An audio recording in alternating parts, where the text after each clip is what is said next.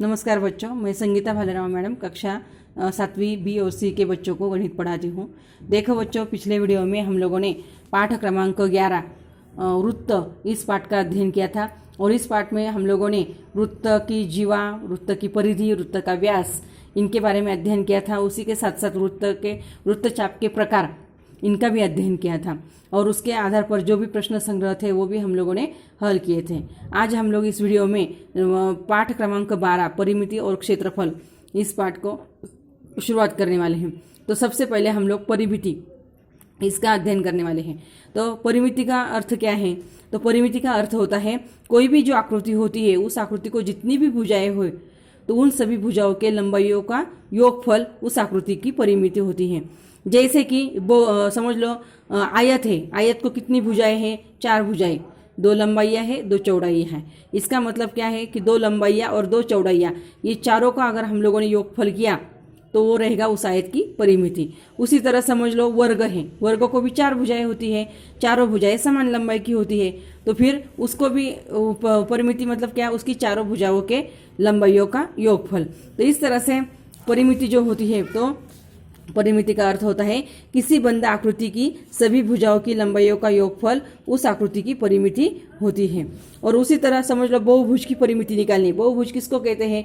कि जिस आकृति की भुजाएं 5 से ज़्यादा होती है उनको बहुभुज कहा जाता है।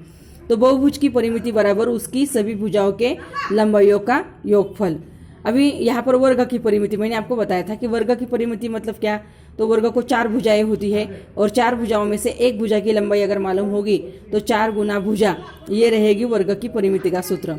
उसके बाद है आयत की परिमिति। अभी आयत को 2 लंबाइयाँ होती है, 2 चौड़ाइयाँ होती है, इसलिए 2 गुना लंबाई जोड़ 2 गुना चौड़ाई ये आयत की परिमिति का सूत्र है। और उसके आधार पर हम लोग यहाँ पर कुछ गणित जो है वो हम लोग हल दिखाए हैं वो हम लोग देखेंगे। अभी यहाँ पर किसी आयत की परिमिति 64 सेंटीमीटर है तथा लंबाई 17 सेंटीमीटर हो तो उसकी चौड़ाई कितनी होगी? अभी देखो, फिर से गणित देखो, किसी आयत की परिमिति 64 सेंटीमीटर है तथा लंबाई 17 सेंटीमीटर हो तो उसकी चौड़ाई कितनी होगी? अब यहाँ पर उत्तर है उसका कि आयत की जो चौड़ाई है उसको 1 सेंटीमीटर माना तो सूत्र है आयत की परिमिति का 2 गुना लंबाई जोड़ 2 चौड़ाई बराबर आयत की परिमिति। तो फिर यहाँ पर 2 कॉमन है इसलिए उसको बाहर निकाला, तो फिर यहाँ पर लंबाई जोड़ चौड़ाई ये उसका रह गया। तो अभी यहाँ पर 2 कोष्टक में लंबाई कितनी है? 17 जोड़ चौड़ाई मालूम नहीं, उसको x माना है इसलिए 17 जोड़ x बराबर 64। अभी हमें 17 जोड़ x, तो हमें x का मान ज्ञात करना है, 2 की आवश्यकता नहीं है। यहाँ पर 2 और 17 जोड़ x में गुना का चिन्ह है तो उसके विरुद्ध रहेगा भाग। दोनों पक्षों में 2 से भाग करेंगे तो यहाँ पर देखो 2 कोष्टक में 17 जोड़ x बटे 2 बराबर 64 बटे 2। फिर यहाँ पर यानी तो यहाँ पर 2 एकम 2, 2 एकम 2, 2 एकम 2, 2 तिया 6 और 2 दूना 4, यानी उत्तर कितना आ गया? 32। 17 जोड़ x बराबर 32। अभी हमें x का मान ज्ञात करना है, 17 की आवश्यकता नहीं। तो क्या करेंगे? दोनों पक्षों में 17 को घटाएंगे। जैसे कि यहाँ पर भी 17 को घटाया, यहाँ पर भी 17 को घटाया, तो 17 में से 17 घटाए तो 0 और 32 में से 17 घटाए तो 15। तो x का मान आ गया 15, यानी आयत की चौड़ाई कितनी हो गई? 15 सेंटीमीटर हो गई। दूसरा गणित देखो, 28 सेंटीमीटर लंबाई वाले तथा 20 सेंटीमीटर चौड़ाई वाले किसी आयत की परिमिति एक वर्ग के परिमिति के समान है तो वर्ग की भुजा की लंबाई ज्ञात करो। अभी यहाँ पर लंबाई चौड़ाई दी है तो पहले आयत की परिमिति ज्ञात करनी है और उसके बाद वर्ग की परिमिति ज्ञात करनी होगी। तो देखो, आयत की परिमिति बराबर 2 कोष्टक में लंबाई जोड़ चौड़ाई।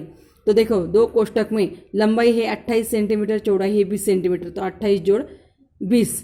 तो यहाँ पर देखो 28 और 8 कितने हो गए? 48, तो 48 दूना 96। तो यहाँ पर आयत की परिमिति हो गई 96। अभी उन्होंने क्या बताया है कि वर्ग के परिमिति के समान है तो वर्ग की भुजा की लंबाई।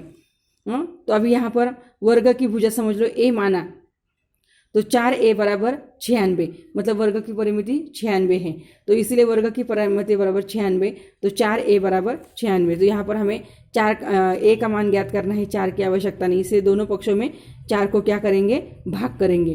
तो फिर यहाँ पर 4 एकम 4, 4 एकम 4, यहाँ पर 4 एकम 4 और यहाँ पर 4 दूना 8 और 4 चौक 16, तो उत्तर आ गया 24, यानी वर्ग की भुजा की लंबाई होगी 24 सेंटीमीटर।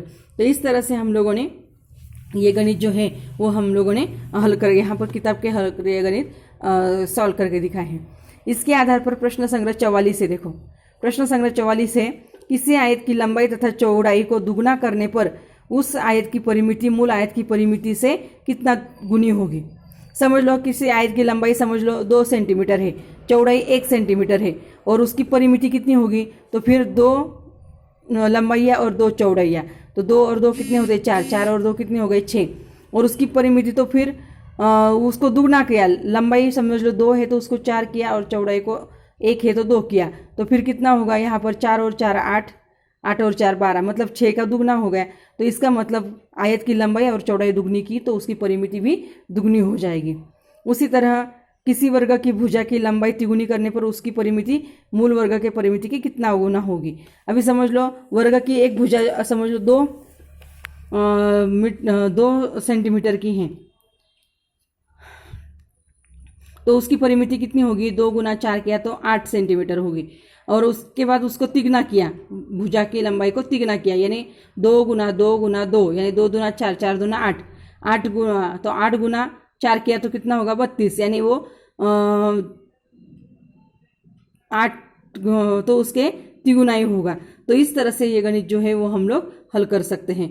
तो अगले वीडियो में मैं आपको क्षेत्रफल जो है वो आयत का और वर्ग का क्षेत्रफल जो है वो पढ़ाने वाली हूँ। धन्यवाद।